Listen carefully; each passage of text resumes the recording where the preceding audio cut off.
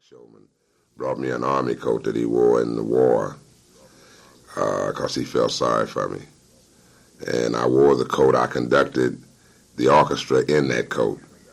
And Stan said to me, he said, if you ever explode, Barry White, you're going to scare people.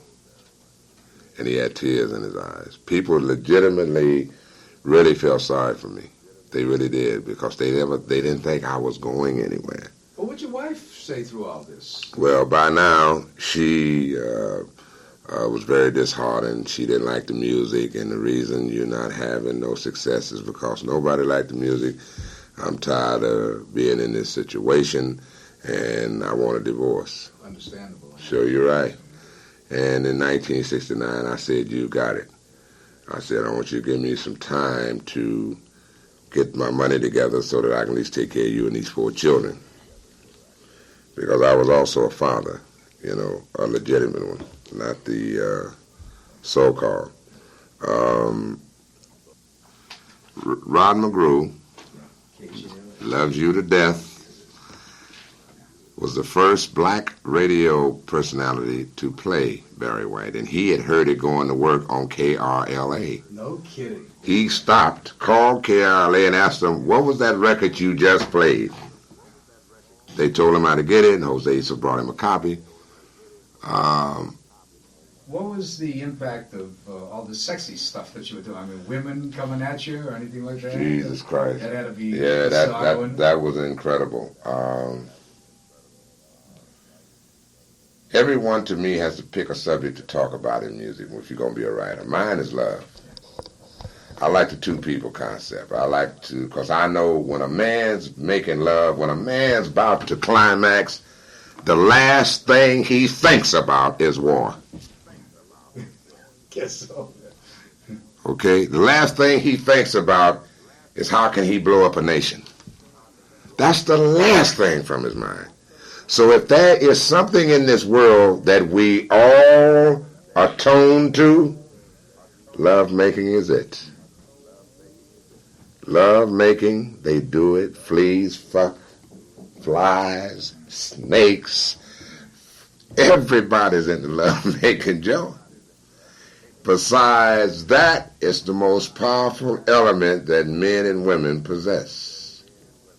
Most of us don't know how to use it, but we all possess it. Well, you instinctively, it wasn't something you wouldn't know, but you knew it, and you made that the focal point of your music. That's right.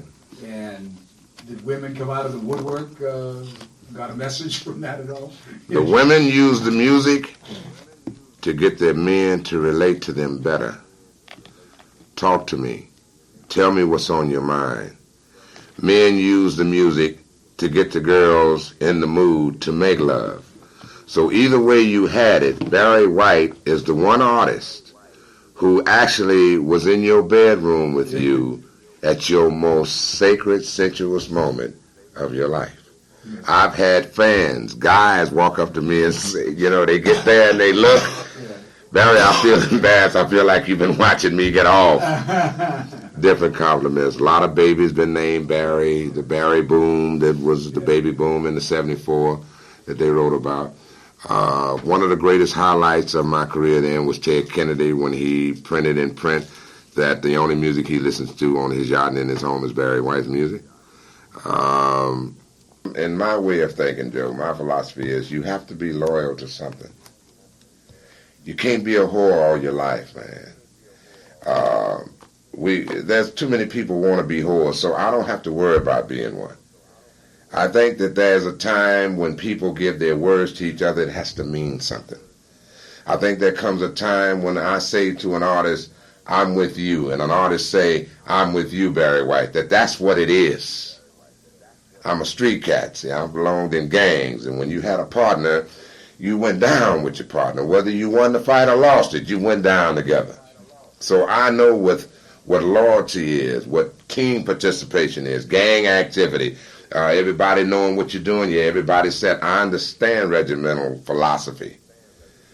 And I've used it all my life. I've raised my children with it. The reason we were so happy together, there was no problem. I don't have the story to tell you that a lot of other entertainers have to tell you about getting screwed and all that, because the information that I got that I told you about earlier was valuable.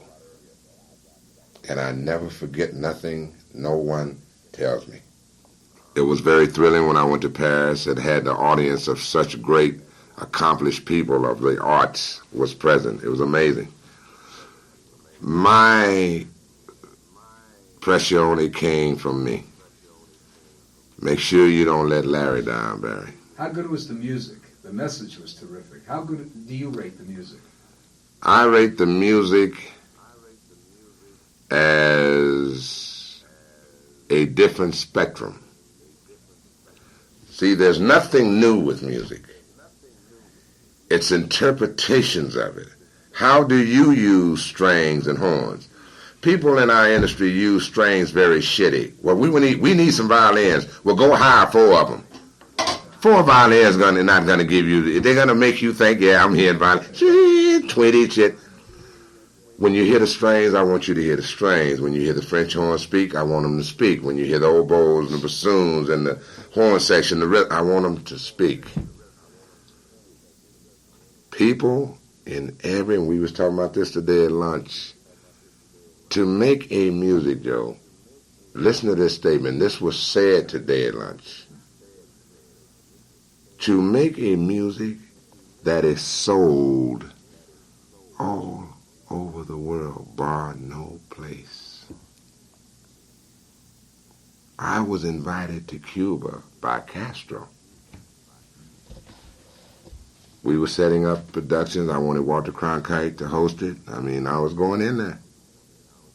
Invited by him, not no self-appointed shit. I didn't want to get in no political thing, you know. I would have loved to go on over there and talk to Castro and seeing the Cuban people. I've got fans all over this world. The music strikes everybody the same way. Whoever's interested in Barry White's music all tell you the same story in different languages. I didn't do a lot of press. I had to go out and tour. I went out for a couple of months. I didn't like touring. See, touring to me is something that people need when they don't have other talents. Most singers have to live on the road. That is the thing that I was watching when I was coming up in the industry that I didn't want to do. I became an engineer because I was forced to. Engineers couldn't mix my music the way I heard it. I became an arranger because I was forced to. I couldn't give my songs to an arranger and expect for him to hear it the way I hear it. It never came out right. I became a multi-musician because playing the piano wasn't enough. I had to learn how to play drummers to tell a drummer. I had to learn how to blow bass to tell a bass man.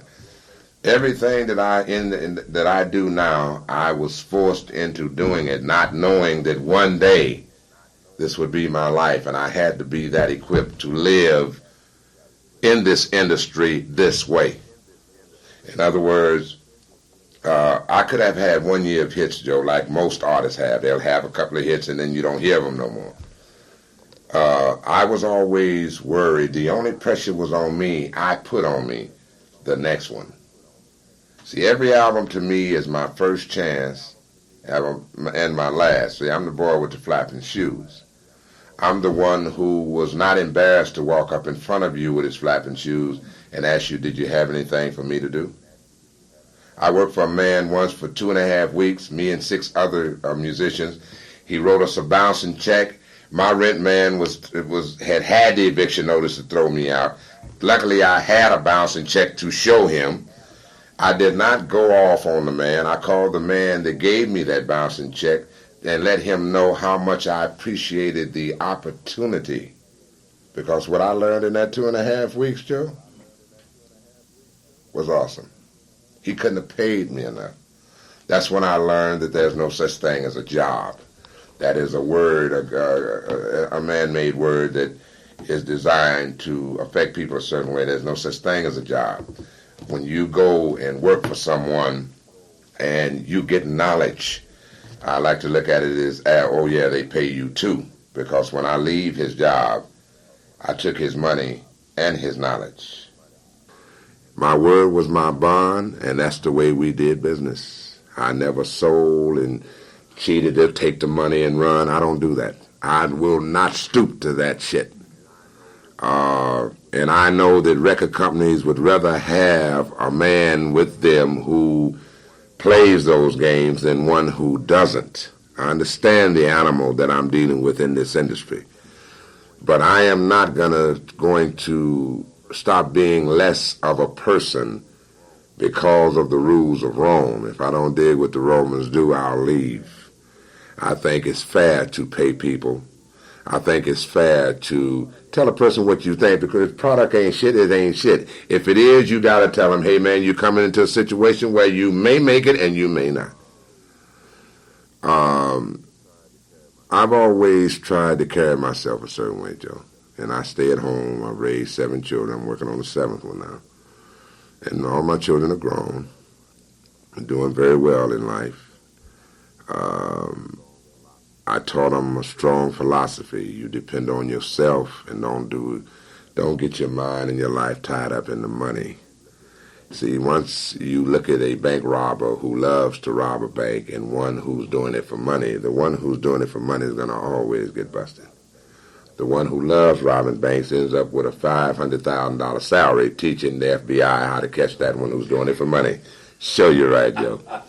So I know that to love a craft, to master a craft is the most important thing I can do. And from the mastery comes my salary. Larry loved me the way I was, and he said, Barry, you're going to be very successful in life. He said, you are a different kind of animal. And you believe it still to... Oh, I know it. Oh, I know it. Terrific.